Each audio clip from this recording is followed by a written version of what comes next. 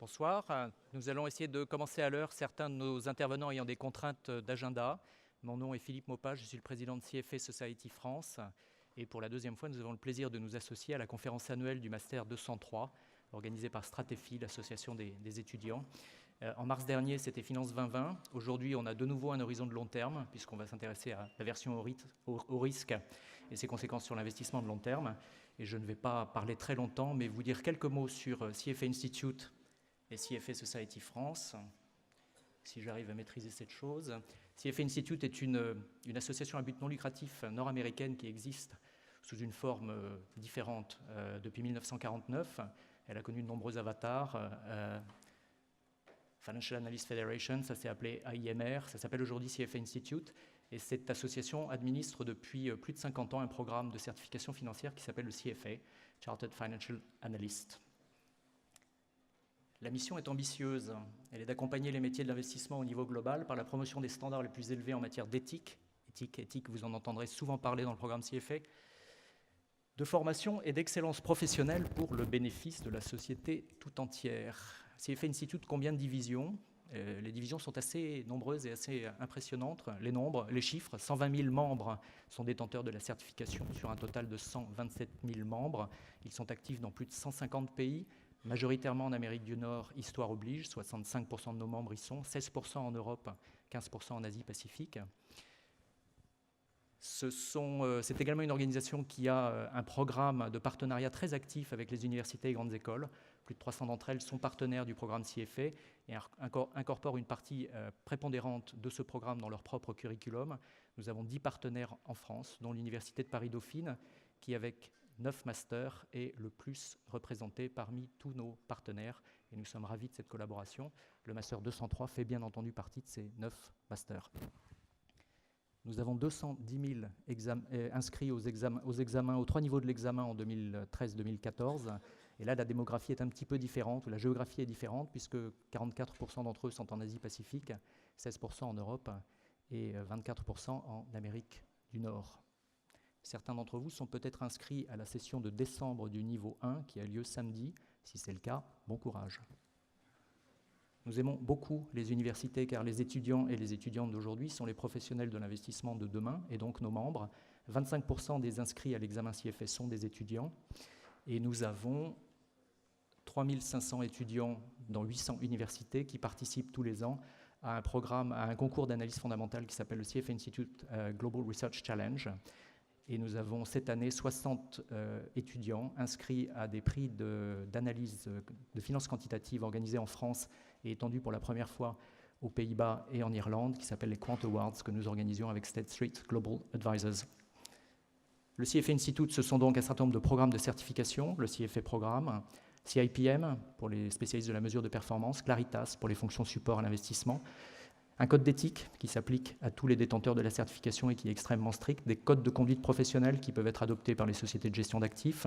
Ce sont également des événements multiples et des publications dont le Financial Analyst Journal. La France, combien de divisions ? Moins, mais en forte croissance. Nous avons près de 800 membres, nous existons depuis 1998. Les principaux employeurs de détenteurs de la certification sont les suspects habituels. Le groupe Crédit Agricole est le premier employeur avec près de 70 certifiés, la majeure partie d'entre eux étant chez Amundi, Monsieur Blanquet en connaît sans doute certains. BNP Paribas suit, AXA, Société Générale, Natixis et HSBC. Et nous avons un nombre de candidats à l'examen très important puisque vous êtes plus de 2200 à être inscrits pour les 3 niveaux de l'examen de l'année en cours. CFA Institute a lancé il y a 2 ans une initiative globale qui s'appelle Future of Finance, qui vise à restaurer l'image de la finance en la remettant au service de la société, ce qui n'a pas toujours été le cas les années récentes. Vous pouvez suivre l'actualité de Future of Finance avec le hashtag Future Finance. Et nous sommes très heureux de mettre sous l'égide de cette initiative la conférence de ce soir. 6 grands thèmes dans Future of Finance. On va s'intéresser à la sécurisation des systèmes de retraite et à la sécurité et la sûreté du système. Messieurs les employeurs et mesdames, mais nous avons des hommes ce soir, les candidats détenteurs de la certification CFA sont d'excellents professionnels de l'investissement, recrutez-les. Mesdames et messieurs les étudiants, la certification CFA est un excellent complément aux excellents diplômes qui vous sont dispensés dans cette maison. Inscrivez-vous et passez l'examen. Merci de votre attention.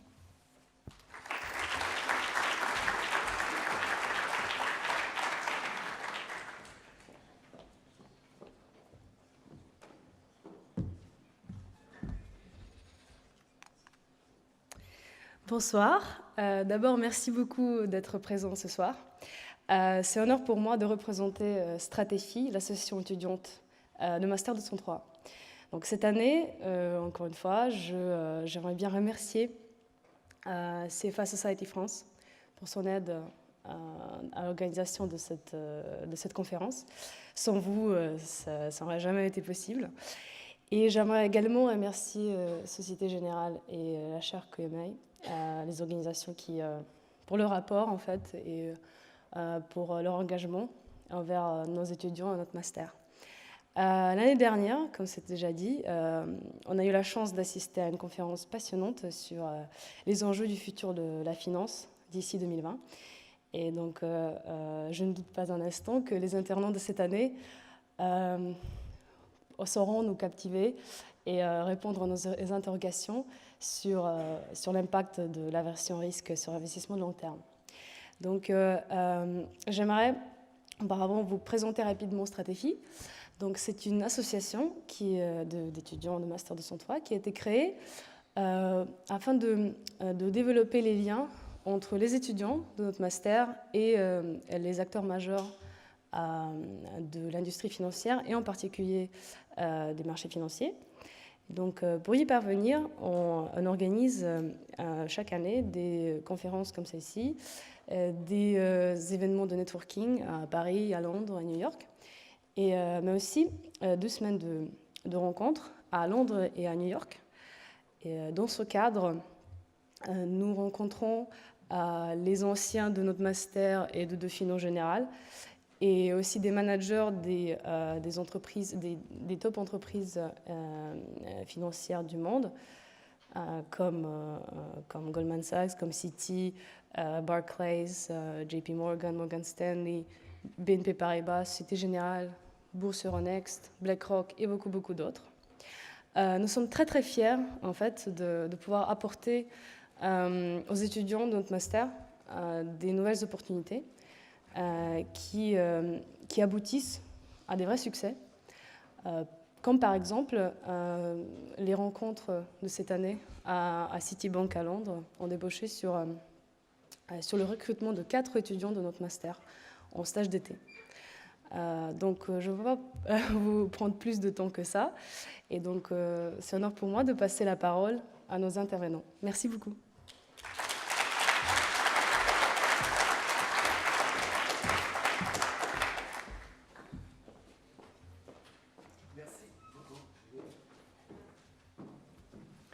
Je vais continuer ici aussi, mais éventuellement j'en aurai un petit peu besoin tout à l'heure si cela est possible. Bonsoir à toutes et à tous, je vais être très rapide. Je suis Michel Picot, je suis journaliste à BFM Business, alors ça c'est le programme. Je suis très heureux d'être ici, ça rappelle des souvenirs, ça fait du bien, ça fait du bien. Et je suis très heureux aussi d'animer cette conférence qui est au cœur de l'actualité, qui pose en tout cas beaucoup de questions.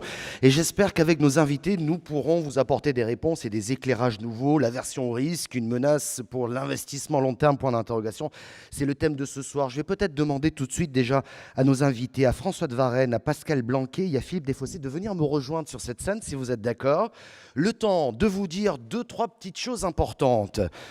Remercier déjà les étudiants du Master 203 pour le boulot qui a été fait pour cette conférence. En tout cas, dans un instant, on va être très interactif. Et comme on va être très interactif, vous pouvez constater qu'il y a notamment ici même la possibilité de nous envoyer vos questions, vos commentaires et vos réactions sur Twitter. Je vous laisse découvrir le réseau qui s'appelle EduSpot, c'est ça ? Voilà, l'identifiant QMI Paris 2014 et le mot de passe finance Dolphine. Je vous laisse bien le noter, n'hésitez pas, hein, on est très preneurs. Alors, 2 temps forts dans cette conférence. Dans quelques secondes, nous écouterons nos invités qui viendront ici au pupitre pour vous présenter leur analyse et leur vision également. Ensuite, une petite table ronde. Et puis, nous enchaînerons avec vos questions, vos réactions, vos commentaires. Oh, vous êtes les bienvenus. Je voudrais saluer rapidement François de Varenne. Bonsoir.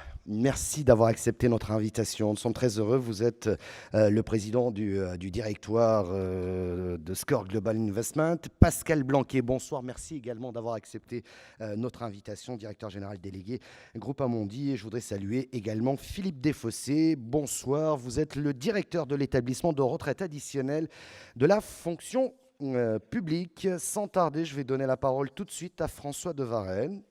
Venez ici même. Vous allez voir, c'est assez curieux de passer là. Et je vous donne la parole pour votre analyse. Merci Michel. Bonsoir à tous. C'est vrai que ça fait extrêmement plaisir d'être dans un amphi. Pour ceux qui sont encore étudiants, je n'ai qu'un message, profitez-en. Profitez-en, ne vous plaignez pas, c'est vraiment une très belle époque. Merci beaucoup pour cette invitation. Je voulais, en propos préliminaire à cette table ronde, vous donner une expérience très pratique de la manière dont nous définissons, nous gérons l'aversion au risque au quotidien, et vous le faire simplement sur la base de quelques exemples très précis d'actions que nous avons mises en œuvre depuis quelques années, ou la manière dont nous essayons d'anticiper le futur.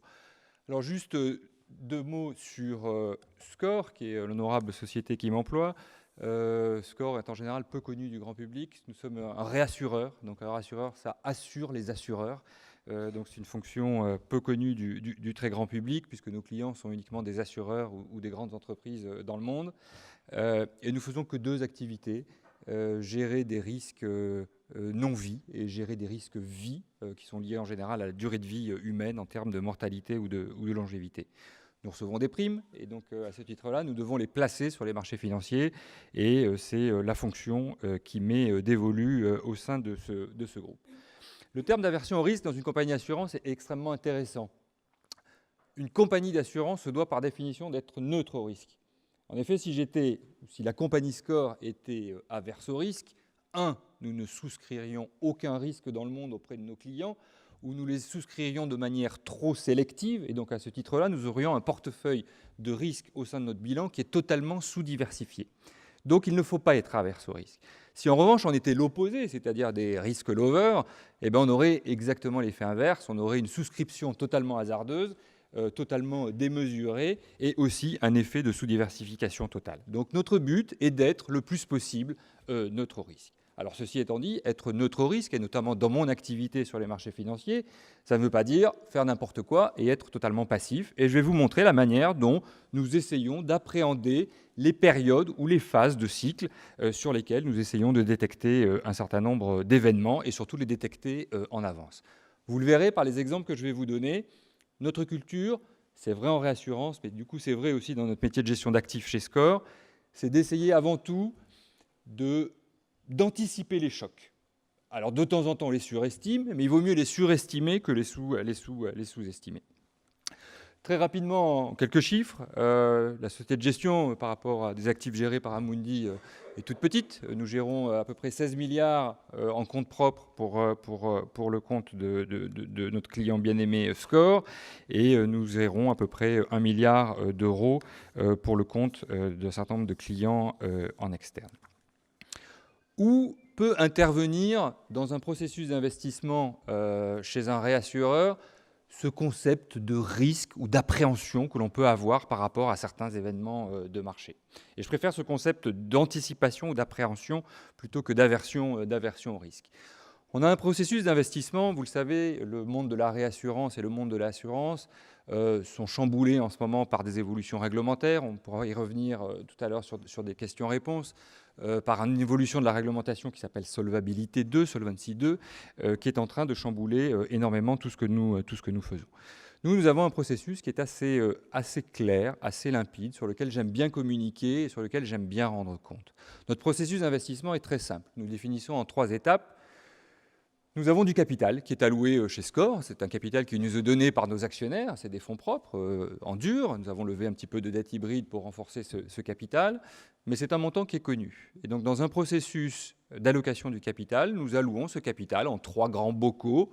Un qui est dédié aux risques que nous prenons au titre des activités de réassurance vie, un au titre des activités de réassurance non-vie, et le 3e bout de capital, mais alloué au titre du risque que nous prenons sur le portefeuille d'investissement. Si jamais aucun capital m'était alloué, c'est-à-dire était alloué sur le portefeuille d'investissement, Mon activité serait très simple. Déjà, je mettrais à la porte une 60aine de personnes.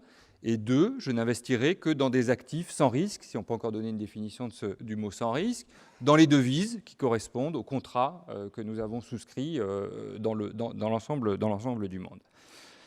Mais le conseil d'administration, ou implicitement nos actionnaires, ont décidé ou ont alloué du risque à prendre sur le portefeuille d'investissement. Et donc tout mon processus d'investissement, c'est d'essayer de générer un rendement sur ces fonds propres, sur ce capital qui m'est alloué.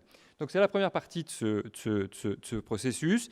Il faut définir ce capital, des limites de risque et une certaine tolérance au risque. Et ça, c'est un processus que nous modélisons, qui est assez sophistiqué et que nous faisons tourner sur nos modèles régulièrement. Après, nous avons des contraintes. Évidemment, je ne suis pas un gestionnaire libre. On a des engagements. Il faut qu'un jour, on rende de l'argent à nos clients, notamment quand des grands sinistres surviennent. Quand il y a un tremblement de terre qui arrive, il va falloir payer malheureusement ces sinistres. Et donc, j'ai des contraintes qui tiennent à la nature des engagements que nous avons pris au passif. C'est ce qu'on appelle tout ce qui est gestion actif-passif, ou en anglais, tout ce qui est ALM. Nous avons ici une approche, ce concept est développé depuis assez longtemps, mais assez sophistiqué, où nous raisonnons maintenant entièrement sur des valeurs de marché. Sur notre bilan est entièrement mis en valeur de marché grâce au modèle interne, ce qui est assez nouveau. Et le troisième élément qui nous concerne plus ce soir, c'est d'essayer d'intégrer dans ces deux poches, ces deux aspects, un de gestion des risques et d'autre de gestion ALM, qui est mon univers de contraintes, c'est d'essayer d'anticiper, évidemment, on est des gestionnaires d'actifs, ce que l'on pense et ce que l'on voit sur les marchés financiers.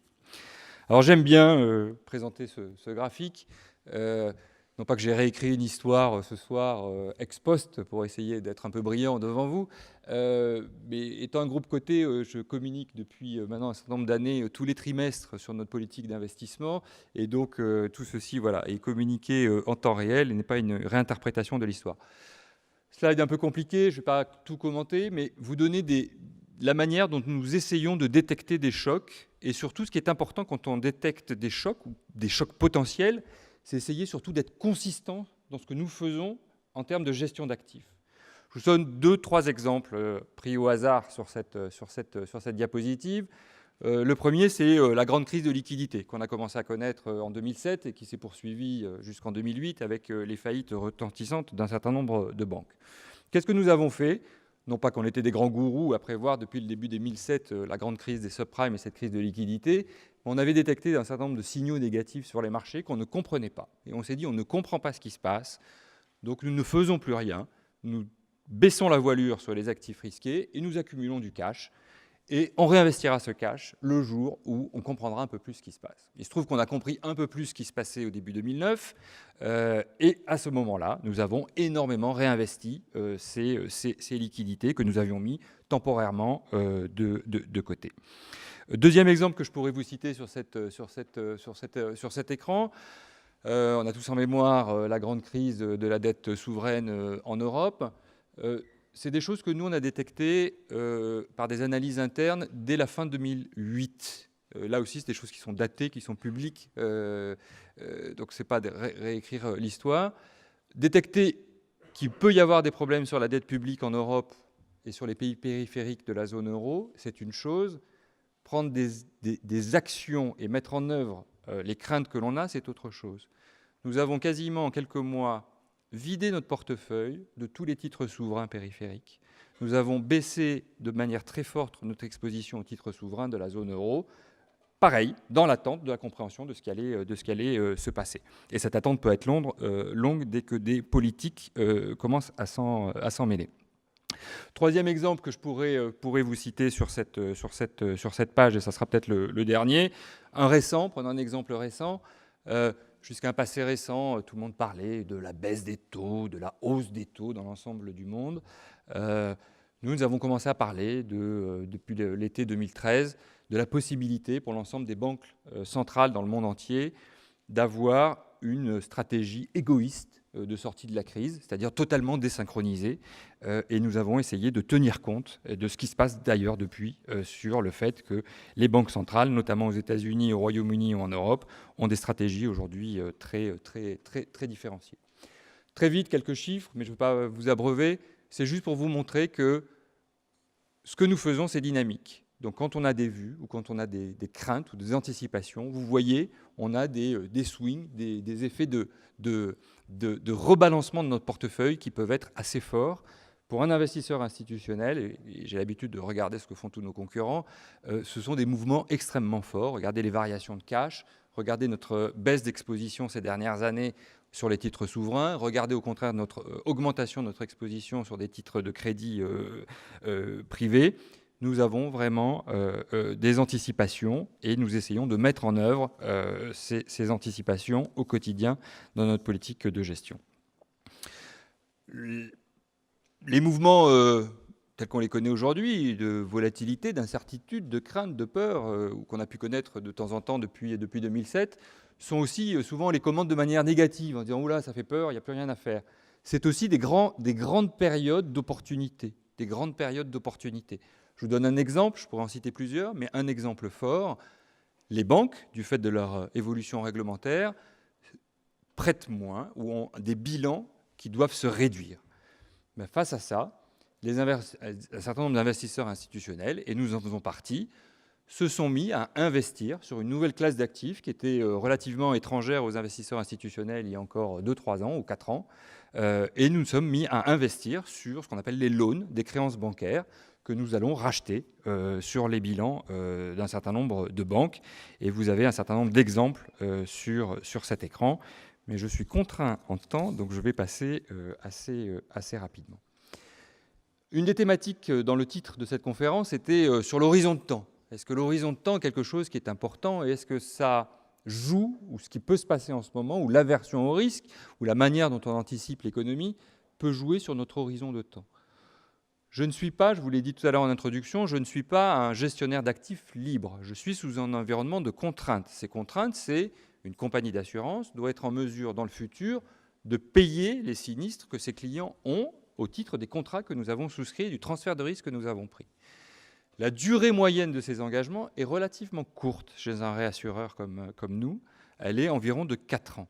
Donc je n'ai pas un horizon de temps infini, ce qui me différencie notamment d'un certain nombre de fonds de pension, de caisses de retraite ou de compagnies d'assurance vie qui peuvent avoir des horizons de placement plus longs. En revanche, vous le voyez, par rapport à cet horizon de temps, eh bien, au cours du temps, nous pouvons ajuster la durée moyenne de nos placements, encore une fois, en fonction de l'anticipation que nous avons. Il y a 24 mois, nous étions plutôt en crainte sur la sortie des politiques non conventionnelles des banques centrales avec un risque potentiel de remontée des taux d'intérêt. On a un peu surestimé ce risque-là. Nous nous sommes mis plutôt long en liquidité. Nous avons réduit la duration de notre portefeuille. Et depuis l'été 2013, nous remontons progressivement, comme vous le voyez à l'écran, cette duration. Ce qu'on ne voit pas ici, c'est un chiffre agrégé, mais le portefeuille que je gère est à forte dominante en dollars et un tiers en euros. Et donc, nous remontons aujourd'hui progressivement la duration sur les pays sur lesquels, d'abord, les taux d'intérêt montent. Et nous sommes toujours en stand-by sur la zone euro. Un exemple, et j'en finirai là, parce que je commence à voir les gros yeux qui me regardent. Ça, c'est du passé, c'est la réinterprétation de ce qu'on a fait dans le passé. Comment on essaye de gérer le futur?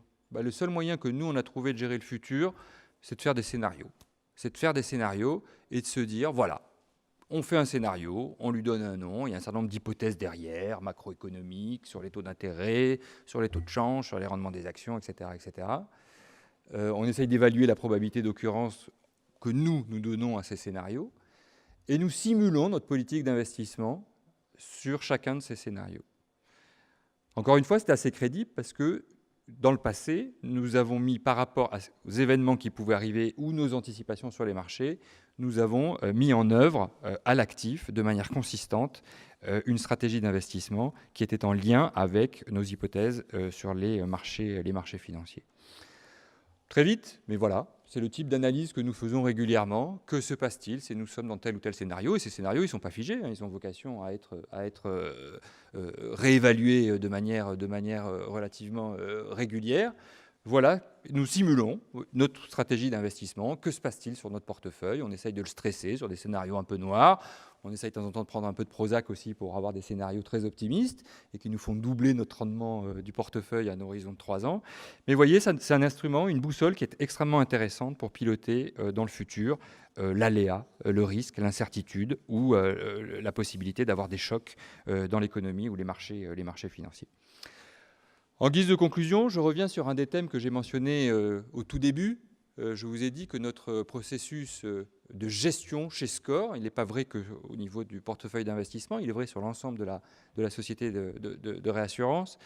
Nous sommes une société, on aime dire que nous sommes capital driven. C'est-à-dire que nous avons du capital, nous avons pris un engagement auprès de nos actionnaires, et nous prenons cet engagement sur une période de 3 ans, d'avoir une rémunération, un objectif de rémunération de ces fonds propres. On a aussi un objectif de solvabilité, ça c'est essentiellement pour nos clients, le régulateur et quelques agences de notation. Mais pour nos actionnaires, nous prenons un engagement d'essayer un objectif de délivrer un rendement sur fonds propres, qui en l'occurrence aujourd'hui est de 1000 points de base en dessus du taux sans risque. Et vous le voyez sur ce graphique, ces éléments que je communiquais très récemment à des investisseurs à Londres. Il y a peu de gens dans notre industrie qui réagissent et qui raisonnent comme ça aujourd'hui. Ce que je regarde, c'est le montant de capital qui m'a été alloué, le rendement en excès par rapport à un taux sans risque qui serait ajusté de la duration des passifs, donc si nous étions totalement passifs à l'actif, et j'essaie de regarder l'excess return divisé par ce capital alloué et de voir s'il est en dessus ou en dessous du rendement objectif, qui est fixé en objectif des fonds propres de l'ensemble du groupe. Comme vous le voyez, j'ai pris une période assez longue, 2010-2013, mais on pourrait même me remonter plus loin. Non seulement la bonne nouvelle, c'est que je délivre le rendement qui est plus qu'attendu au niveau du groupe, mais quand vous regardez des stratégies, notamment qui sont beaucoup plus passives d'un certain nombre de nos concurrents dans l'industrie, qui ont une gestion moins dynamique de leur portefeuille, eh bien les performances parlent un peu moins pour eux, comme vous le voyez sur l'écran. Voilà, je vous remercie. Merci beaucoup. Là, je vais demander à Pascal Blanquet de venir nous rejoindre. Et Bonsoir. je vous laisse la parole. Bonsoir à tout le monde, je suis Pascal Blanquet, j'ai 2 casquettes chez Amundi, je suis le Chief Investment Officer, donc en charge de la joyeuse population des gérants, analystes, stratégistes et quantitatifs et autres, et d'autre part la responsabilité du coverage des clientèles institutionnelles, corporate, assurantielles, donc au sens large le monde institutionnel, dont les RAF, et la distribution tierce qui pour l'essentiel comprend les banques privées. Amundi, c'est 1,2 trillion de dollars, environ 900 milliards d'euros. C'est le premier gérant européen, 8e mondial, et en fait le seul non-américain dans le top 10 mondial. C'est présence dans 32 pays et un business qui se répartit un tiers sur du mass market retail, en fait, les réseaux Crédit Agricole, Société Générale ou Cariparma en Italie, et 2 tiers des clientèles institutionnelles, corporate, assurantielles et banques privées. Voilà, voilà aujourd'hui pour Amundi. Alors qu'est-ce que c'est un asset manager sur le fond? En fait, c'est une machine à recycler des surplus d'épargne, de réserves de banque centrale, au sein de la France, au sein de l'Europe, par exemple du nord au sud, c'est un sujet aujourd'hui. Lorsque s'est accumulé un excédent d'épargne dans la zone euro, doublé d'une coupure entre le nord et le sud dans l'accès au financement, mais aussi du reste du monde vers l'Europe et vice-versa. Lorsque je gère un mandat small cap pour un fonds souverain au Moyen-Orient, je fais acte en fait de recyclage d'un excédent d'épargne généré au Moyen-Orient et à des fins de financement de l'économie européenne, puisqu'il s'agit là de small cap euro. Alors pourquoi c'est un asset manager, c'est encore plus important aujourd'hui. Ça a toujours été, mais c'est encore plus important aujourd'hui. Première raison, c'est parce que les sources de financement venant de l'État sont taries et durablement. Inutile de revenir sur le sujet. Le deuxième, c'est que les sources de financement bancaires sont contraintes pour les raisons que vous connaissez, liées à ce qui leur est arrivé, les conséquences de la régulation aussi. Et donc, nous avons un rôle, si vous voulez, citoyen, en quelque sorte, consistant à essayer de canaliser ces excédents d'épargne et de réserve, où qu'ils se trouvent en fait, vers le financement de l'économie et idéalement à long terme. Alors pourquoi c'est d'autant plus important? C'est qu'aujourd'hui, si vous voulez, l'économie mondiale, européenne aussi, elle se caractérise par un écart que je qualifierais d'obscène, en fait, entre l'accumulation de surplus d'épargne et de réserve, qui est littéralement colossal, et les besoins d'investissement non satisfaits dans les zones développées comme dans les zones émergentes. Ce gap est au cœur, en fait, c'est probablement un des gaps les plus choquants aujourd'hui dans l'économie mondiale et un des grands enjeux, dès lors, sans être acquis pour autant à la thèse de la secular stagnation, que vous vous convainquez qu'au moins à l'Ouest, nous allons naviguer avec des croissances potentielles faibles, et donc un enjeu de ranimation de ces potentiels et donc d'irrigation des tissus économiques à partir de la manne d'épargne globale que j'ai évoquée. Alors pourquoi il y a un problème dans le problème, en fait? C'est que vous le voyez, il ne manque pas d'épargne, de réserve, etc. Il y a une certaine façon, on croule sous cette épargne et ces réserves, c'est le thème de la surliquidité, mais pas que. Il y a un problème de structure de cette épargne, en fait, et particulièrement en France, mais c'est un problème global. L'épargne ne manque pas, mais elle est, si vous voulez, elle est logée, captée, capturée, quel que soit le terme, dans des investissements procurant désormais des rendements ridicules, soi-disant non risqués. On a vu que la crise de la dette souveraine marquait un certain nombre de limites. Donc on a littéralement un excédent d'épargne au niveau mondial parqué dans des obligations gouvernementales, pour faire court. Cette captation, par défaut, enfin par solde, provoquant un effet d'éviction sur la canalisation vers des investissements longs, quels qu'ils soient, et donc les classes d'actifs attenantes. Donc c'est ça le problème de structure, hein. Dans le cas français, 2/3 de l'épargne des ménages français est dans l'immobilier. Une fois qu'on a dit ça, eh bien l'essentiel est dans l'assurance vie, et surtout un énorme pool se trouve dans des dépôts, donc de l'épargne liquide, désormais rémunérée quasi négativement, en fait. Et ce n'est pas vrai que de la France, hein, c'est vrai aussi de l'Europe. Je rappelle qu'un des problèmes centraux, macro de l'Europe aujourd'hui, c'est la présence d'un surplus courant au niveau de la zone, qui est massif, qui traduit un excédent d'épargne par rapport à l'investissement, qui se double d'une coupure entre le nord et le sud. Un des sujets aujourd'hui de la Commission, c'est d'essayer de raviver ces transferts, d'une certaine façon, d'épargne du nord vers le sud et de ce pool liquide vers des projets d'investissement. Donc ça, c'est la question. Alors, il y a plusieurs moyens. La Banque centrale fait son travail avec son quantitative easing et les taux d'intérêt où ils sont. Il y a l'initiative de la Commission européenne avec son projet 300 milliards d'investissements. Voilà. Donc ça, c'est le problème de structure. Ensuite, il y a des divers obstacles, si vous voulez. Divers obstacles, en fait. Alors, il y a l'aversion au risque des particuliers, il y a le dérisking d'un certain nombre de fonds de pension liés au rétrécissement de leurs horizons, liés au fait qu'ils sont unfunded ou, disons, financés de façon insuffisante, en fait. Hein. C'est un cas assez fréquent au travers de l'Europe, mais il n'y a pas que ça. Vous avez un cadre de régulation. Il ne s'agit pas ici de critiquer le cadre de régulation, mais il y a des dimensions procycliques dans la régulation. On a eu deux exemples, si vous voulez. Dans le cas des assureurs, Solvency II a provoqué un effet d'éviction sur les investissements actions, parce qu'ils sont consommateurs de fonds propres. Donc l'exposition action se trouve aujourd'hui à l'étiage dans le monde assurantiel. Un autre exemple, alors même qu'on doit stimuler le redémarrage de la titrisation à de bonnes fins, et elle est importante, ou les dépenses en infrastructure, en fait, ou les investissements en infrastructure, en Solvency II, ce sont des investissements qui sont pénalisés. Donc c'est procyclique. Une autre façon de dire, si vous voulez, que l'investissement à long terme est un beau concept, mais pour qu'il y ait un investissement à long terme, il faut qu'il y ait des investisseurs long terme. Et les investisseurs long terme, si vous voulez, il n'y en a pas beaucoup. Parce que sur le papier, ça existe. Ensuite, dans la vraie vie, ce sont des gens qui évoluent dans un certain nombre de contraintes, qu'elles soient externes ou internes, qui contraignent leurs univers d'investissement, qui induisent des dimensions procycliques, alors que l'investisseur long terme doit postuler une contracyclicité. Un investisseur long terme, c'est quelqu'un qui se positionne de façon contracyclique. Il faut du courage, il faut dépasser l'année calendaire, celle de sa tutelle et voir plus loin. Il y a des solutions. Je ne vais pas rentrer dans tout cela. On essaie d'y œuvrer de notre côté. Dans le cas français, il y a un certain nombre de propositions sur la table. Un certain nombre sont de nature fiscale, en fait. Si on veut orienter et canaliser, c'est un bon système d'incitation. On a un sujet d'incitation, quand même.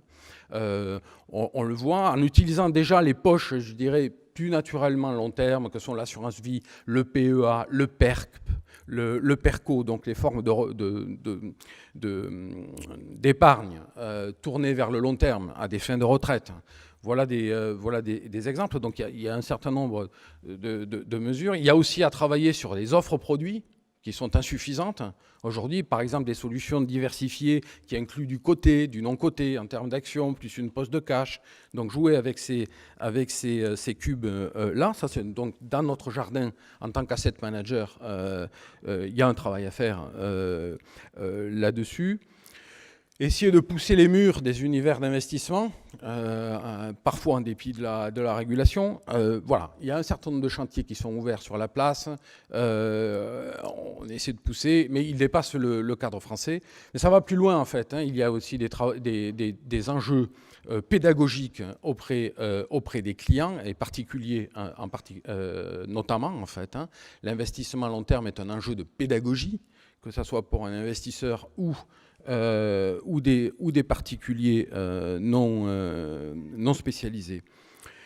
Voilà, tout ça pour essayer, si vous voulez, dans le cas français, c'est un message, je dirais, quelque part patriotique. La France a cette chance de disposer d'un bassin d'asset managers de taille mondiale pour un certain nombre, et en tout cas un écosystème de chercheurs, de gérants, d'analystes de premier plan.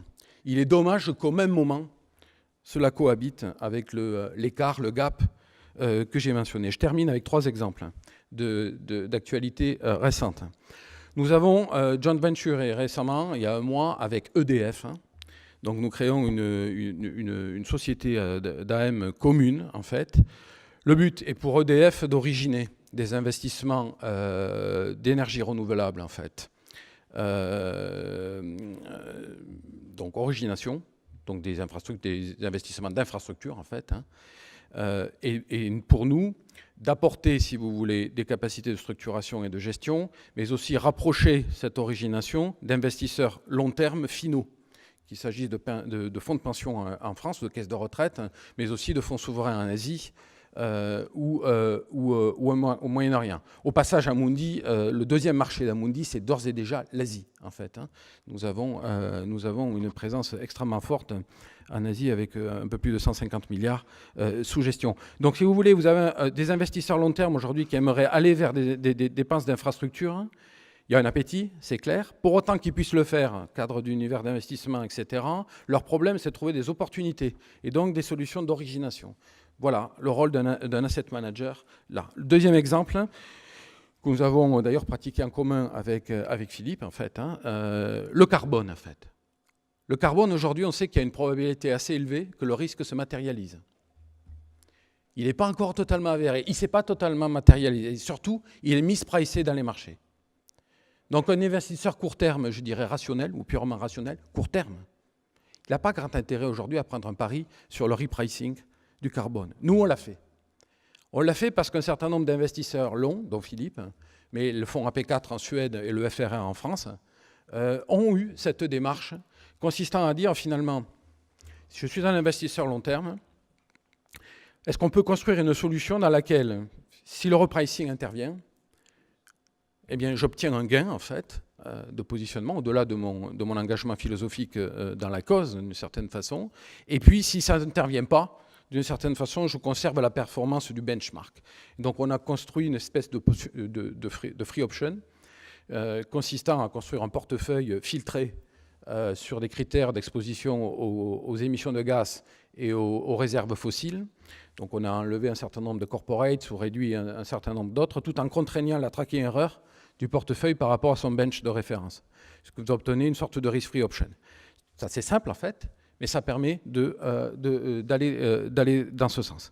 Voilà, ce sont 2 exemples, parce que l'investissement long terme porte en son sein, au-delà de tous les enjeux macro que j'ai évoqués, un enjeu de durabilité, et donc de mobilisation des critères ESG. Donc là, c'est un exemple dans l'environnemental, Mais on va s'intéresser prochainement, au-delà du carbone, à la consommation d'eau, par exemple, par les corporates, qui aujourd'hui fait l'objet probablement d'une indifférence généralisée, mais dont on peut postuler à long terme qu'elle va être discriminante au sein d'un univers action entre compagnies. Et donc un investisseur long terme qui se sera positionné là-dessus capturera une prime de risque qui aujourd'hui est masquée ou inexistante. Merci. Merci beaucoup. Philippe Desfossés, je vous invite à vous installer au pupitre. Et ensuite, je pense, parce qu'il y a beaucoup de questions, je pense que cela va susciter, puis on vous donnera la parole immédiatement. Après, on enchaînera avec un échange direct. Merci.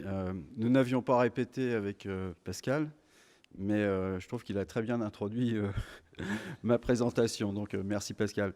En fait, oui, tu as raison d'insister sur le fait que l'investisseur à long terme, c'est une espèce qui ne se autogénère pas. Il y a un investisseur à long terme parce qu'il y a d'abord des passifs à long terme. Et l'un des problèmes, dans notre pays, c'est est-ce qu'il y a suffisamment de gens qui ont des passifs qui leur permettent vraiment d'investir à long terme. Donc, je puis témoigner que l'ERAF en est un parce que nous sommes un fonds de pension. Et donc, un fonds de pension, c'est un organisme qui a vocation à payer des pensions. Donc, ça, c'est vraiment du long terme. Après, tu as aussi évoqué le fait qu'on peut avoir toutes les caractéristiques d'un investisseur de long terme, en tout cas la capacité à se comporter comme un investisseur de long terme.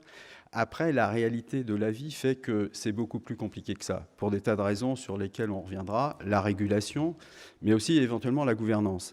Et donc, j'ai une présentation qui est assez longue, mais dans laquelle je ne vais prélever que quelques diapositives pour illustrer un propos qui sera articulé autour de la présentation des risques qu'un fonds de pension a à traiter dans le cadre normal de tout fonds de pension et les risques qui se posent maintenant de manière un peu différente dans le contexte particulier que nous vivons et par rapport auquel on est plus ou moins armé pour y faire face. Alors, tout d'abord, c'est quoi le risque pour un fonds de pension? Alors, d'abord, et ça c'est assez particulier aux gens qui travaillent dans la retraite, c'est que le risque, il naît d'abord au passif. Il naît au passif parce qu'au moment où un jeune collaborateur rejoint par exemple les RAFP, il verse des cotisations. En contrepartie de cette cotisation, on va inscrire à notre passif la promesse de lui payer à une date donnée pour une période viagère un certain montant. Et c'est quelque chose qui engage pour beaucoup de temps. C'est-à-dire que raisonnablement, les gens qui ont 20 ans dans cette salle, il y en a peut-être quelques-uns sans doute, ils ont très probablement plus d'une chance sur deux d'être encore là dans plus de 70 ans. Donc voilà, c'est vraiment un engagement très long. Donc, le premier risque, je suis désolé, ça va apparaître, mais les actuaires sont obligés d'employer ce terme. Le premier risque, c'est de se tromper sur l'espérance de vie. Donc, le problème premier d'un fonds de pension, j'insisterai pas trop, mais c'est d'abord l'appréciation du risque viager. Donc, le risque d'espérance de vie. Voilà, c'est de se tromper et en fait d'avoir un décalage avec une espérance de vie qui augmente plus que ce que l'on anticipe. Bon, ça, c'est le premier élément. Après, la tarification d'un fonds de pension, c'est à la fois cet aspect viager, mais c'est après comment je convertis des euros que j'aurai à payer dans 40 ans, puis 41 ans, 42 ans, jusqu'au décès du bénéficiaire, comment je les convertis en euros d'aujourd'hui. Donc, c'est le mécanisme d'actualisation. Et je vais juste alors aller directement, si j'arrive à me servir de cet outil, à cette diapositive qui résume de manière extrêmement schématique le problème. C'est-à-dire que, vous voyez bien que dès lors qu'on va avoir un mécanisme d'actualisation pour tarifer le régime, la tentation est évidemment grande d'utiliser quoi? Le taux d'actualisation le plus élevé. Pourquoi? Parce que ça permet de minorer l'effort que l'on va demander aux cotisants. Le petit problème, c'est que pour que ça marche, il faut que du côté de l'actif, les investissements que je vais réaliser délivrent un retour qui permettent de matcher cet engagement. Or, la période d'engagement, elle, c'est pas 1 an, c'est pas 2 ans. C'est en gros la duration de votre passif. Et dans le cas d'un fonds de pension, cette duration, elle peut être de 20 ans, assez facilement.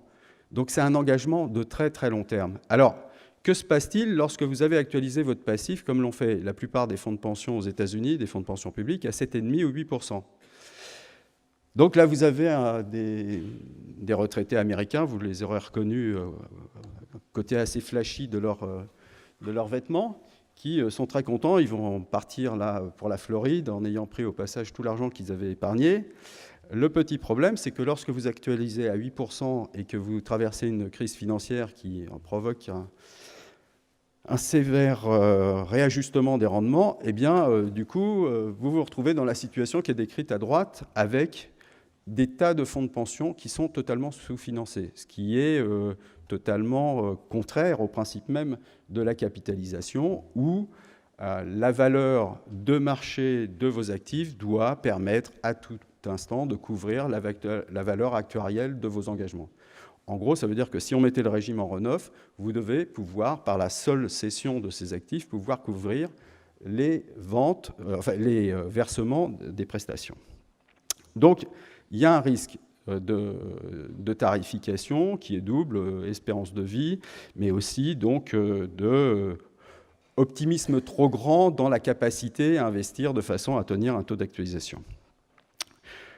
Enfin, un risque traditionnel pour les fonds de pension, c'est le risque de gouvernance. On l'a évoqué. Moi, j'aurais aimé être dans la situation de François de Varenne, parce qu'en 2009, nous aussi, on a vu le marché passer en dessous de 3000, le CAC, et mes administrateurs qui étaient d'accord pour investir à 6000 quand le CAC était à 6000, étaient absolument pas d'accord pour qu'on rachète le marché en dessous de 3000. Allez comprendre. Voilà, c'est comme ça, c'est la nature humaine. C'est-à-dire que même si vous avez un passif très long, même si vous avez un cash flow positif dans notre cas qui est de 2 milliards d'euros par an pendant les 10 prochaines années, donc aucune contrainte de liquidité, vous avez ce comportement bien connu, qui est un biais de la finance comportementale, qui fait que sortir du groupe, ça fait toujours peur. Donc c'est le principe, ce que j'appelle le principe de la 7e compagnie, perdu mais ensemble. Alors, comment nous gérons à l'ERAF ces risques? D'abord, l'ERAF, c'est un régime en points, ce qui veut dire que nous veillons à assurer l'équité intergénérationnelle et nous avons veillé à tarifer de manière à garantir la soutenabilité dans le temps du régime. Donc c'est un régime en points, ça veut dire qu'il y a une unité de compte qui permet d'exprimer d'un côté combien il faut payer pour acheter une unité de droit et combien on obtient pour cette unité de droit. Donc au moment où le régime a été créé, on a dit, c'était assez simple, on payera 1 euro pour acheter un point, et avec cet euro, on aura droit à quoi? À 4 cents d'euros de rente viagère. Ça ne dit pas grand-chose, le rendement technique, à savoir le rapport de l'un par rapport à l'autre, 4%. En revanche, si vous convertissez ça en espérance de vie implicite du régime, vous voyez qu'en gros, il faut 25 ans pour récupérer vos cotisations. Donc 25 ans plus un âge moyen de départ qui est aux alentours de 61-62 ans, vous voyez que c'est cohérent avec l'espérance de vie. Et ça, c'est un bon baromètre qui devrait d'ailleurs s'appliquer pour tous les régimes de retraite, qu'ils soient en répartition ou en capitalisation, parce que c'est le test de leur soutenabilité. Je vais donner un exemple sans nommer le régime en question, mais il suffit d'aller sur le site du Conseil d'orientation des retraites pour voir de qui il s'agit. Avant que l'État commence à le restructurer, le rendement technique de ce régime était de 12%. Ça veut dire qu'en 8 ans et demi, vous aviez récupéré vos cotisations. Est-ce que les ressortissants de ce régime avaient la bonne idée de décéder au bout de 8 ans et demi? Ou est-ce qu'un escadron de la mort venait liquider ceux qui auraient eu la mauvaise idée de vouloir aller au-delà de cette limite? Non. Donc ça veut dire que les jeunes cotisants, je suis désolé de vous le dire, mais les jeunes cotisants de ce régime étaient en train de se faire avoir, pour être polis. Donc nous sommes refusés à cette facilité, et donc on a mis en place ce régime en points qui permet chaque année de décider de combien on va augmenter à la fois le prix et le bénéfice. Donc c'est un pilotage qui est assez exigeant en termes de gouvernance, puisque chaque année, les administrateurs vont devoir fixer en quelque sorte le curseur de l'équité intergénérationnelle. Comment on adresse, nous, l'impératif d'investissement? Alors, c'est beaucoup plus compliqué pour nous, parce que là, on évoquait la régulation, et malheureusement, je dois dire que malgré toutes les caractéristiques qui font de nous un investisseur de très long terme, jusqu'à très récemment, nous attendons un décret qui devrait modifier ça, jusqu'à très récemment, nous étions victimes d'une allocation d'actifs réglementaires qui était inadaptée par rapport à notre situation. Pour faire très court, dans le question-réponse, je pourrais en dire plus, nous sommes obligés d'investir 65% de notre flux, enfin de notre bilan, en obligations. Sur le plateau, là, malheureusement, nous avons quelques cheveux blancs. La contrepartie, c'est qu'on a une expérience qui fait que nous étions là quand Raymond Barre émettait à l'été 80 du 10 ans français à 16,50%, 16,40%. L'OAT, ce matin, payait moins de 1,2. Donc, vous voyez, quiconque a commencé sa carrière il y a moins de 20 ans n'a jamais vécu que dans un environnement de taux à la baisse. Donc, lorsque vous avez à rémunérer un passif à un taux fixe et que vous voyez progressivement toute une partie très importante de votre actif baisser en termes de rendement, vous avez un problème. Alors maintenant, juste pour conclure, les trois nouveaux risques, ou les trois risques, ont un peu évolué et nous adressent un défi qui va être beaucoup plus difficile à gérer. Alors, je pense que face à ces trois risques, il y a trois restructurations qui se profilent et pour lesquelles nous sommes plus ou moins préparés. Alors, le premier risque, c'est sur les dettes. Sur les dettes, il y a un papier qui a été écrit par le Boston Consulting Group il y a de ça quelques temps, vous le retrouverez très facilement sur Internet, qui s'appelle « Back to Mesopotamia, The Looming Threat of Debt Restructuration ». Je crois que le titre est assez explicite, je ne rentre pas dans les détails. Donc, la dette de quelqu'un étant toujours l'actif financier de quelqu'un d'autre, c'est gérable.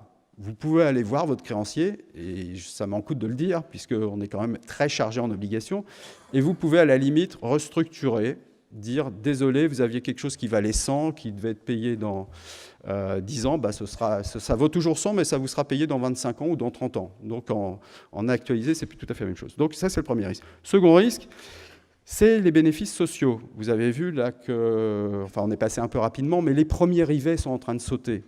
Vous avez des fonds de pension, par exemple le fonds de pension de Detroit est en faillite, la ville est en faillite. La question c'est de savoir qui est senior par rapport à qui. Est-ce que ce sont les détenteurs d'obligations ou est-ce que ce sont les retraités? J'ai vécu aux États-Unis, je suis sûr que ça ira jusqu'à la Cour suprême, que les avocats vont gagner beaucoup d'argent là-dessus, mais c'est un sujet qui est très très important.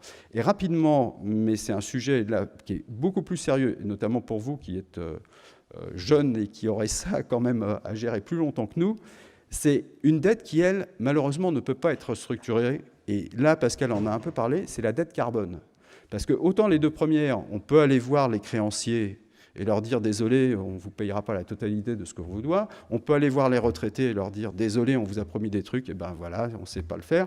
En revanche, la dette carbone, on ne peut pas aller taper sur la porte de Mover Gaia et lui dire « désolé, on a dépensé notre budget carbone et maintenant il faudrait la restructurer ». Alors, qu'est-ce qu'on fait par rapport à ça?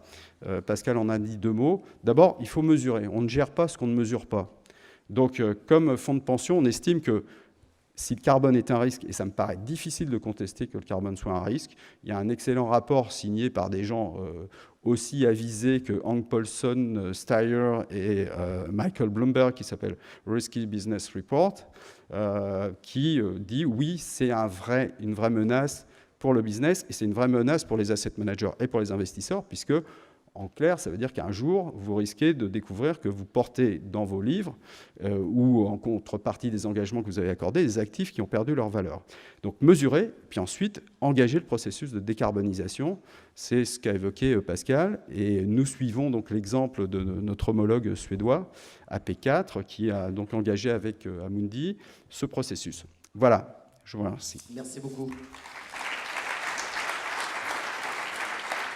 Merci pour cette présentation, pour ces analyses. Je pense que ça va susciter des questions. Le temps passe très très vite, donc on peut peut-être déjà démarrer tout de suite. Si vous avez des questions à poser à nos invités, vous levez haut la main et on vous emmènera un micro. Et sur Twitter, c'est également la même chose. En attendant que les choses se mettent en place et qu'il y ait des questions, moi j'en ai déjà une multitude.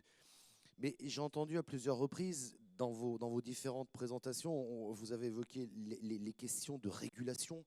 J'ai vraiment le sentiment, à vous écouter, que ces régulations n'ont pas apporté leurs fruits. Alors, difficile de les commenter, mais qu'elles sont peut-être plus un obstacle. C'est un petit peu ce que j'ai cru comprendre à travers vos différents points de vue. Alors, la question centrale est finalement, par rapport à l'investisseur long terme, qu'est-ce qu'il faudrait faire ou quels sont les points d'amélioration pour justement peut-être l'inciter à y aller davantage? Qui répond? Pascal Blanquet, prenez un micro. Non, peut-être rapidement quand même, encore une fois, je pense que j'ai rarement vu un investisseur qui se dise tiens, je vais investir à long terme parce que l'envie m'en prend ou parce que l'État a décidé de mettre un ruban rose ou un packaging attrayant. On investit dans un actif parce que cet actif vous permet de couvrir un engagement, une promesse que vous avez délivrée à quelqu'un. Ça peut être de payer une somme fixe, ça peut être de couvrir des engagements de réassurance, que sais-je. Mais encore une fois, si on veut de l'investissement long terme, c'est aussi qu'il faut avoir des passifs qui permettent de le faire. On ne peut pas reprocher, j'ai travaillé 8 ans chez AXA, on ne peut pas reprocher à un assureur de ne pas investir massivement, indépendamment même après de la régulation, qui vient en rajouter une couche. On ne peut pas reprocher à un assureur de ne pas investir massivement en actions dans des produits qui ont une volatilité sur la valeur assez forte, lorsqu'ils ont des taux garantis et surtout l'option de rachat à tout moment. Mais comme Pascal Blanquet parlait tout à l'heure d'un gap important, vous avez même utilisé le terme de gap obscène.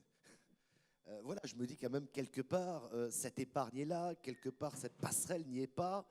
Voilà, si vous avez des questions, vous n'hésitez pas, mais c'était pour rebondir sur ce terme qui est fort quand même. Oui, c'est une réalité, elle est choquante en fait. Mais il doit marcher, parlez bien en face, a priori c'est... C'est branché ? Oui. En même temps, c'est un espoir en fait, puisque aujourd'hui, il y a une vraie source de financement non exploitée qui peut l'être en fait. Sur la régulation, je reviens d'un mot. Je crois qu'elle est utile, c'est pas le propos, mais elle navigue toujours entre deux travers possibles.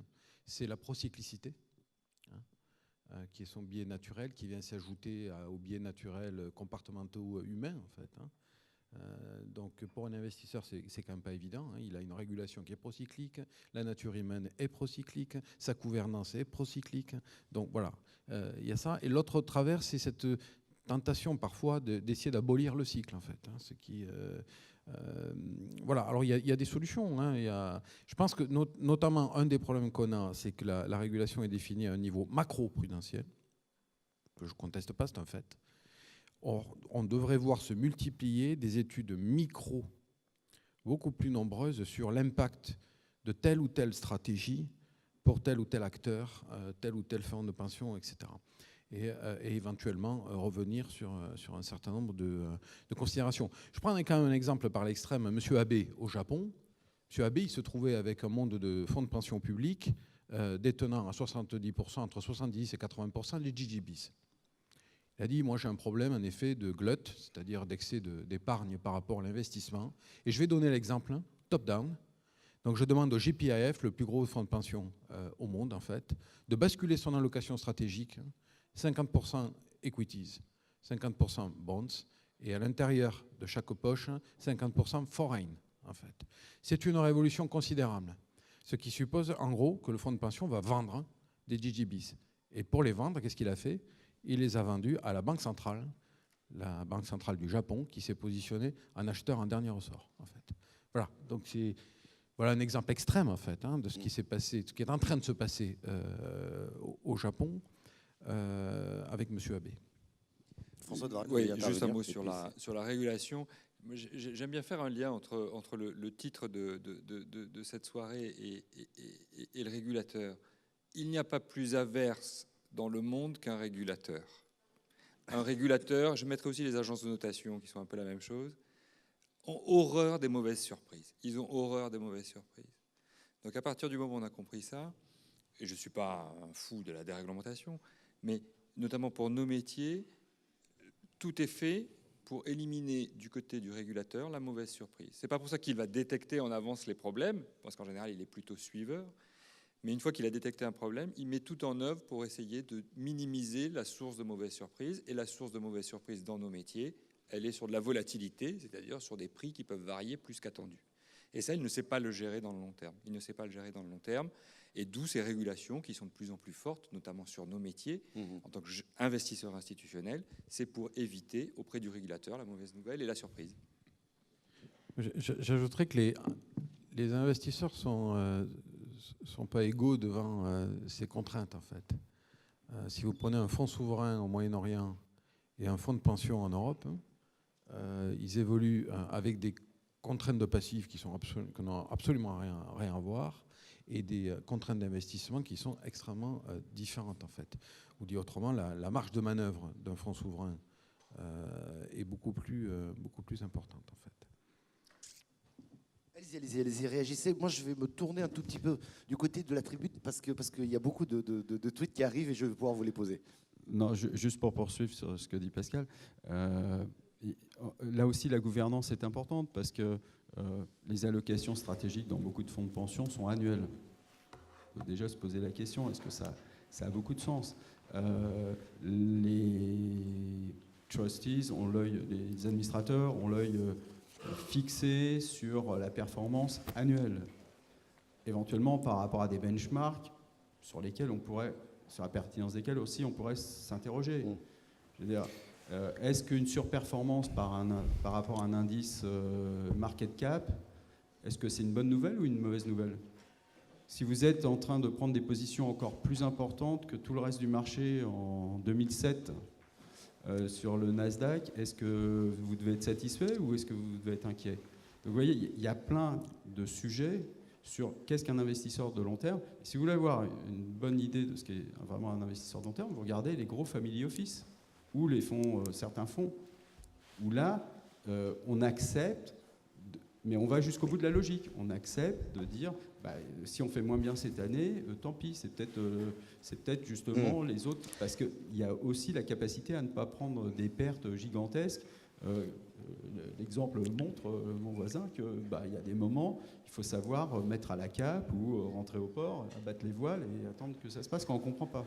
J'entends bien, j'ai un peu le sentiment que le profil de l'investisseur long terme, lui, est avec sa boussole au-delà de la difficulté, mais on lui explique peut-être pas assez bien la régulation, comment elle évolue, les réglementations, quand elles sont nationales, européennes. Voilà, à vous entendre, j'ai un peu ce sentiment-là où on ne donne pas vraiment la carte pour pouvoir y aller. Voilà, ce que dit Philippe, qui me paraît important, c'est qu'il y a un certain nombre de contraintes externes qui s'appliquent. Alors, contraintes, voilà. Qui s'impliquent, qui sont le régulateur, des initiatives étatiques de type Mr. Abe au Japon. Mais il y a un fait de gouvernance interne d'une institution, que ce soit un fonds souverain ou un fonds de pension, qui fait qu'un des enjeux quotidiens d'un front office, d'un responsable opérationnel de la gestion d'un fonds de pension est de convaincre, expliquer auprès d'un board of trustees, auprès de la tutelle, auprès de la gouvernance en fait. Et c'est beaucoup se joue là en fait. Hein. Ouais. Une question Twitter, quel pourrait être le prochain actif miracle? Je la fais rapide. Mais... ça dépend combien vous gérez. Quand vous gérez 10 millions d'euros, bon, à la limite, vous pouvez peut-être trouver une niche. Nous, on gère que 20 milliards d'euros, mais ça commence à faire beaucoup d'argent, malgré tout. Puis quand vous êtes un grand fonds de pension, comme, je ne sais pas, CalPERS, CalSTRS ou les grands fonds de pension hollandais, vous voyez bien qu'à un moment, vous achetez un peu le marché. Alors, vous allez tilter un peu, vous allez le faire évoluer, mais c'est difficile, par exemple, de sortir totalement d'un secteur pour aller totalement sur un autre. Vous n'avez pas, en imaginant, par exemple, que l'actif miracle soit les renouvelables, vous n'allez pas acheter seulement des renouvelables. Quand vous avez des flux d'investissement colossaux, vous êtes bien obligé de diversifier. Donc, Alors juste si on pouvait allumer la salle pour que je vous vois, parce que je vous vois pas si vous levez la main, c'est un peu embêtant. Et je crois qu'on a une question quelque part. Ah bah il y a plein de mains, voilà. Bah je vous laisse la parole. Bonjour, Alexis Royer, donc, je travaille à Generali. Vous avez parlé du gap entre l'épargne et les besoins d'investissement. Et actuellement, le rapport Berger-Lefebvre en 2013 a donné l'issue sur un nouveau produit, en fait le produit Eurocroissance qui va bientôt être lancé. Qu'en pensez-vous? Est-ce une solution ou quels sont vos points de vue? J'en pense du bien, c'est une solution. Elle doit être beaucoup plus actionnée qu'elle n'est aujourd'hui. Mais très clairement, on est dans un exemple type de cette nouvelle génération de produits qui doit se multiplier. Alors ça, c'est un nouveau produit, mais il y a déjà beaucoup qu'on peut faire à partir des enveloppes, notamment fiscales, existantes dans le cas français. Dans le cas français, on ne part pas de zéro. On a un certain nombre d'enveloppes. On peut flécher beaucoup plus d'épargne qu'on ne le fait aujourd'hui vers le PERCO. On peut rendre le PERP plus praticable et donc plus attrayant. On peut travailler autour de solutions de retraite à partir de l'assurance vie. Voilà. Donc, mais très clairement dans le bon sens. Dans le bon sens. Oui, et puis après j'ai une réaction pour vous, Philippe Desfossés. Je vous laisse. Juste un commentaire par rapport à ce que dit Patrick. C'est d'autant plus urgent et utile de le faire que les perspectives sur certains régimes de retraite, pour ceux d'entre vous qui suivent l'actualité, je suis sûr que c'est la quasi-totalité de cette salle, vous avez entendu parler de la GIRC, et quand même, toute chose égale par ailleurs, la GIRC n'aura plus de réserve à l'horizon des 2 prochaines années. Donc la question de quelle est l'évolution du régime des cadres? Est-ce que les cadres ne doivent pas commencer à réfléchir à se constituer une épargne à côté? C'est une question vraiment maintenant qui est posée tout de suite. Alors, donc il y a besoin de support. Ouais, juste pour rebondir sur ce qui a été écrit, peut-on avoir plus de fonds de pension en France? Quels sont les verrous? Et quelqu'un qui vous demande si est-ce que fonds de pension, c'est un gros mot dans ce pays? Alors c'est une bonne question. Nous sommes français, donc on aime bien les guerres de religion. Et nous, on a connu cette période, effectivement, où il y avait les tenants du tout répartition contre les tenants du tout capitalisation. Ce qui, pour moi, si la présentation est distribuée, il y a quelques mots là-dessus, je pense que ça n'a pas de sens. C'est un débat qui n'a pas de sens, parce que la retraite est toujours un prélèvement sur le revenu national du moment. C'est toujours les gens qui bossent qui payent pour ceux qui sont inactifs après une longue vie de labeur. Donc dans un cas, ça transite par un transfert immédiat, par le biais de régimes en répartition, mais on ne sait pas ce qu'il en sera dans 30 ans, par exemple, du niveau d'acceptabilité des cotisations sociales. Dans l'autre cas, cette redistribution, elle est intertemporelle, elle transite par un marché, par des actifs qu'on va acquérir, comme on le fait nous en phase de montée en charge, on a des cash flow nets positifs, et qu'on va gérer et peut-être céder au moment où on sera dans une situation où il faudra être face à des cash flows moins favorables, voire négatifs. Mais que valent les actifs que j'achète aujourd'hui? Ils vaudront ce que les actifs, au sens ceux qui travailleront dans 30 ans ou 40 ans, seront capables de les payer. Oui. J'achète un immeuble aujourd'hui, qu'est-ce qu'il vaudra dans 40 ans? Il vaudra ce que le revenu national du moment à cette époque permettra. Alors, la seule différence, mais je pense qu'elle est notable, c'est que, d'abord, si on raisonne à économie ouverte et non plus fermée, c'est plus tout à fait le cas. Et surtout, je pense que par rapport aux jeunes qui sont dans cette salle, la prise de conscience de l'intérêt d'investir bien et de manière soutenable est évidemment plus forte dans un régime en capitalisation, où d'une certaine façon, c'est la manière dont nous gérons bien ou moins bien les actifs aujourd'hui qui conditionne la capacité à honorer une promesse dont ceux qui sont dans cette salle et qui ont 20 ans aujourd'hui n'apprécieront si elle est tenue ou pas que dans 40 ou 50 ans. Donc d'une certaine façon, à travers, je ne dis pas que c'est déterminant, mais un régime en capitalisation, à mon avis, augmente l'intérêt pour les jeunes de suivre ce que les moins jeunes font en leur nom. Or, dans les conseils d'administration, en général, la moyenne d'âge est assez élevée. Voilà qui est dit. Oui, moi je pense que les formes additionnelles de retraite vont se développer. Ça a déjà démarré. On a un enjeu d'ordre pédagogique, c'est d'inciter à épargner plus tôt et avoir une conscience plus forte que nous avons aujourd'hui des cycles de vie, autant qu'on les comprenne bien, parce qu'eux aussi mutent. Donc il y a des formes d'épargne aujourd'hui, d'épargne retraite en fait, qui essaient d'épouser le cycle de vie. Je voudrais simplement mentionner au passage quand même une difficulté, dans tout ce qu'on est, difficulté si les fonds de pension et autres, je dirais, bassins de gérants d'épargne en fait, détiennent moins d'obligations gouvernementales pour les raisons qui ont été évoquées. Aujourd'hui, ils en détiennent beaucoup. Il faudra bien que quelqu'un les détienne en fait. Vu le rendement qu'ils offrent en fait, il y a donc bien un trade-off quelque part entre la montée en puissance d'actifs plus risqués dans les allocations et la capacité des pension funds, etc., à recycler quelque part la dette publique. C'est cette difficulté qu'a affronté M. Abe au Japon. La solution qu'il a trouvée, c'est du quantitative easing, en fait une monétisation directe par la Banque centrale pour permettre aux fonds de pension, eux, d'ouvrir leur allocation d'actifs. Je ne dis pas que ça va arriver en Europe, mais c'est une question qui peut se poser. On va être obligé d'accélérer un tout petit peu. Allez-y, répondez bien sûr.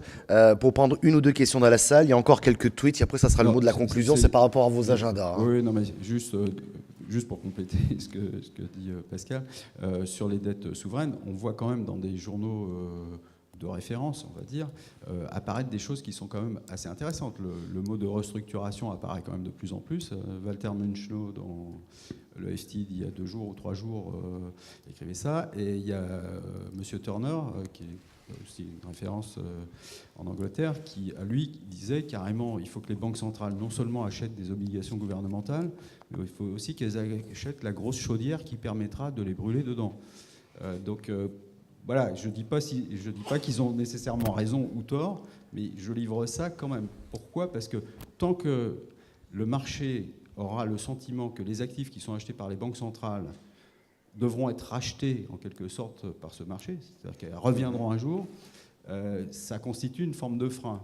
Alors après, est-ce qu'on est prêt à aller à de la création monétaire totalement pure contre rien ?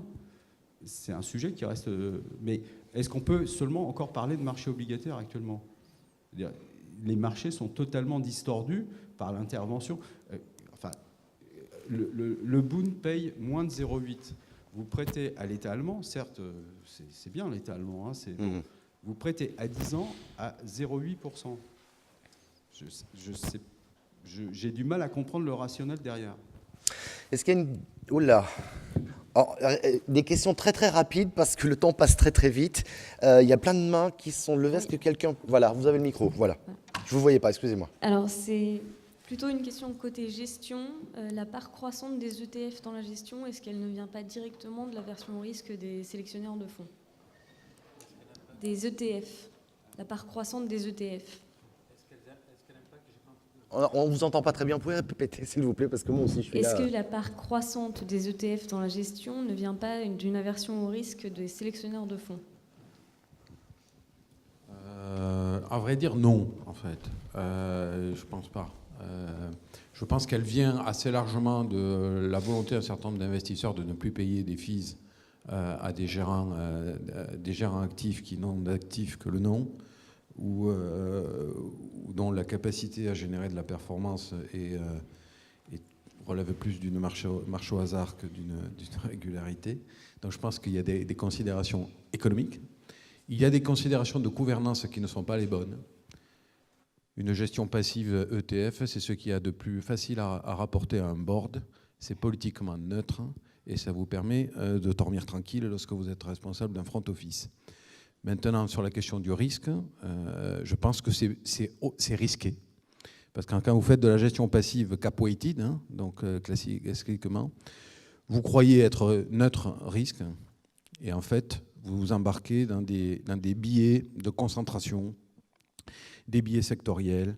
Donc vous avez toutes sortes de billets et de risques qui se trouvent dans la gestion passive et qui, malheureusement, ne sont pas assez compris, expliqués. Donc voilà ma position, ce qui a donné d'ailleurs naissance à toute cette famille de smart beta qui consiste à réduire ces biais de procyclique, de concentration, de risque sectoriel et autres. Vous vouliez Oui, sur les aussi ETF, c'est aussi une reconnaissance d'un vieux principe qui avait été démontré par une équipe de célèbres journalistes américains il y a une vingtaine d'années. C'est que créer de l'alpha, c'est très dur.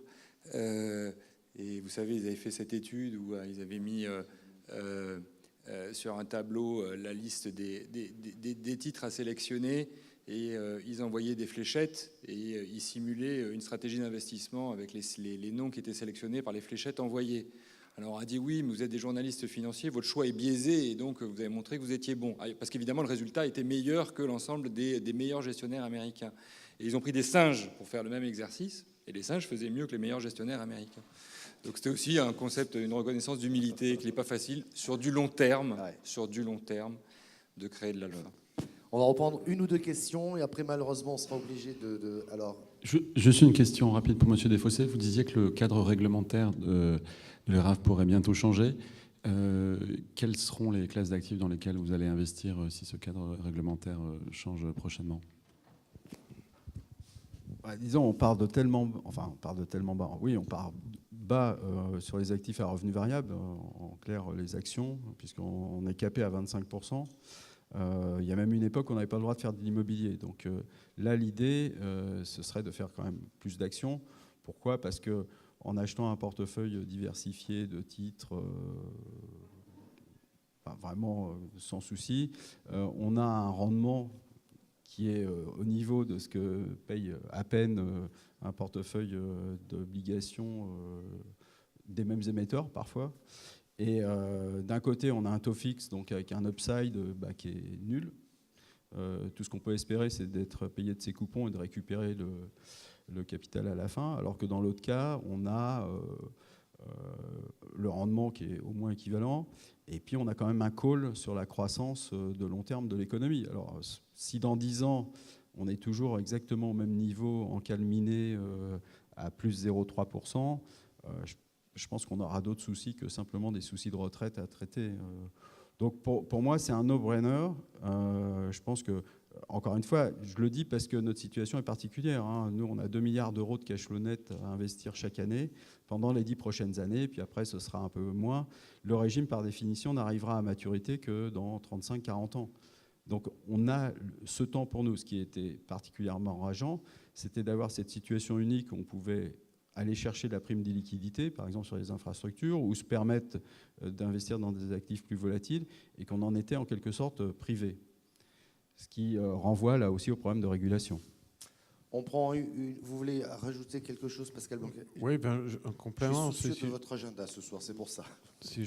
Merci. Si je prends l'exemple de l'assurance vie, aujourd'hui, si vous voulez, il y a une contrainte réglementaire très claire, en fait, venant de Solvency II, qui décourage les investissements en actions, mais pas qu'en actions. C'est un loan, c'est en titrisation, c'est en infrastructure, etc. Donc vous débouchez sur des allocations d'actifs qui sont finalement assez largement consacrées aux obligations gouvernementales et crédits, corporate quand on en trouve. Et donc vous avez un effet mécanique de décroissance du rendement servi sur les contrats d'assurance vie. Aujourd'hui, c'est un peu, si vous voulez, c'est comme une large partie du rendement servi par ces contrats reflète le taux moyen des stocks d'OAT, pour faire court, constitués depuis un certain temps, en fait, 3,5 disons, par rapport à un taux actuel qui est à 1, en fait. Donc toute collecte ou tombée est renouvelée à 1, en fait. Et donc vous avez un effet mécanique de baisse du rendement, sauf à trouver des sources de diversification. Philippe Desfossés, rapidement. Très rapidement, sur l'encouragement à investir dans de l'investissement risqué en France. Comment voulez-vous encourager les gens à investir, par exemple, dans du private equity ou dans des choses qui sont relativement illiquides, pour lesquelles, dans certains cas, ils vont devoir payer l'ISF alors qu'il n'y a aucun cash qui est généré, lorsque, à l'autre extrémité, vous avez de la quasi-monnaie qui est rémunérée à un taux encore positif et dont le plafond a été augmenté en étant présenté aussi comme une mesure destinée à renforcer l'épargne populaire. C'est vrai qu'il y a, me semble-t-il, là, en tout cas, une interrogation. C'est-à-dire que pourquoi irais-je prendre des risques si le livret A paye, je ne sais pas, 1% Voilà, donc on a à gérer toutes ces contradictions. En même temps, les Français sont très attachés au livret A. Une ou deux questions, puis on arrêtera là. Est-ce qu'il y a d'autres... Bon, bah, ça a l'air de... Alors tout le monde me dit qu'il faut que je me tourne. Que se passe-t-il? À quand des variables annuities... Je n'arrive même pas à lire, dis donc. En France? Excusez-moi, j'ai un reflet sur l'écran. Bah, écoutez, si j'en crois ce que les gens d'AXA disent, c'est peut-être pas... L'expérience américaine montre que c'est des produits quand même qui peuvent être dangereux. Donc, il faudra bien les redesigner si on veut vendre ça. Ouais, donc, oui, bon, d'accord, ok. François de Varenne, peut-on dire que les catastrophes bonds sont un élément moteur de votre stratégie? Comment les utilisez-vous? Alors, pour ceux qui ne connaissent pas ce qu'on appelle le marché plus général des Insurance Linked Securities, un plus petit marché, les catastrophes bonds, sont des titres obligataires qui sont indexés sur la survenance et l'occurrence d'une catastrophe naturelle. Donc, pas de catastrophe naturelle, vous êtes payé, grosse catastrophe naturelle, vous perdez du coupon et éventuellement tout ou partie de votre principal. Ce sont des stratégies sur lesquelles nous sommes actifs, côté actif dans mon équipe, qui ont une corrélation de quasiment 1 avec nos passifs. Donc voilà, c'est plutôt un produit que nous essayons de promouvoir auprès d'une clientèle externe, mais qui représente quelques centaines de millions dans notre portefeuille d'investissement, mais qui est plus là pour montrer notre savoir-faire sur cette classe d'actifs. Philippe Desfossés, la parole des politiques est inaudible en matière de retraite. Qui peut ouvrir les yeux sur les futurs retraités? Je ne suis pas sûr que je vais répondre à ce genre. Écoutez, le rapport Rocard, de mémoire, je crois que c'était 1991. Donc, la retraite par rapport à la maladie, c'est à la fois beaucoup plus simple et plus compliqué. La maladie, vous travaillez sur des flux. Donc, vous nettoyez le portefeuille, vous touchez un peu les primes, et vous revenez assez vite dans le positif. Après, c'est très compliqué parce que vous touchez assez vite à des problèmes éthiques. Qui on soigne, pourquoi, on voit bien avec... Bon. La retraite, c'est facile, c'est des formules. Alors, certes, des formules très compliquées, mais vous avez des tarifs, ils peuvent vous tarifer tout dans tous les sens. Bon. C'est très simple. Le problème, c'est que vous travaillez sur des stocks. Et que là, l'inertie est absolument gigantesque. C'est tout le problème, justement, lorsqu'on ne pilote pas et lorsqu'on ne gère pas de manière soutenable ab initio, c'est qu'il y a un moment, l'écart devient tellement gigantesque que les gens sont pétrifiés. Je pense que les fonds de pension aux États-Unis, les gars qui discountaient leur passif à 8, ça fait longtemps qu'ils ont réalisé qu'ils allaient dans le mur. Le problème, c'est que lorsque vous devez recalculer combien d'actifs il vous faudrait en plus ou de combien il faudrait augmenter les cotisations, vous faites gloops. Parce que passer de 8 à 6, ce qui est déjà très haut, 200 points de base multipliés par la duration, vous voyez ce que ça signifie. Donc on préfère cacher ça sous la moquette jusqu'au jour où ce qui ne peut pas durer éternellement doit s'arrêter. Et on y est. Oui. On y est. Oui. Pascal Blanquet, rapidement ou non? Juste une